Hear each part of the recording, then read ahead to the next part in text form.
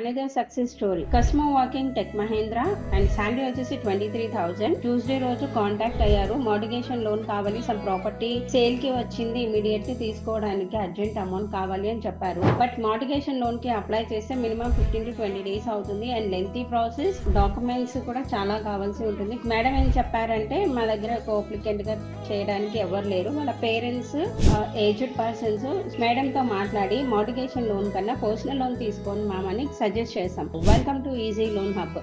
Customer profile అంతా check చేసి madam okay అన్న తర్వాత ఐడిఎఫ్సి బ్యాంక్ లో ఫైల్ లాగిన్ చేసాము. 30 minutes లో లోన్ అప్రూవ్డ్ అయ్యింది. కాకపోతే మేడం కి పిఎఫ్ డిడక్షన్స్ అవ్వట్లేదు, దాని స్టేట్మెంట్ రావట్లేదు అని వెరిఫికేషన్ ఇనిషియేట్ చేశారు. అది కూడా అయిపోయింది అండ్ లోన్ అమౌంట్ కూడా శాంక్షన్ అయిపోయింది 9 lakhs. డిస్బర్స్ చేసే టైంలో వాళ్ళ మదర్ ఒక ట్విస్ట్ పెట్టారు. ఏంటి అంటే లోన్ అమౌంట్ ఈఎంఐ వచ్చేసి నెక్స్ట్ మంత్ నుంచి కాకుండా జనవరి మంత్ నుంచి కావాలని చెప్పారు. సో మనం అది కూడా తీసుకొని కస్టమర్ కి ఆఫ్టర్ 20th తర్వాత లోన్ డిస్బర్స్ చేసాము. ఆఫ్టర్ 20th తర్వాత ఏ బ్యాంక్ నుంచి అయినా లోన్ తీసుకుంటే ఆ నెక్స్ట్ మంత్ కాకుండా అనదర్ నెక్స్ట్ మంత్ కి లోన్ ఈఎంఐ స్టార్ట్ అవుతుంది. దీన్ని T+1 అంటారు.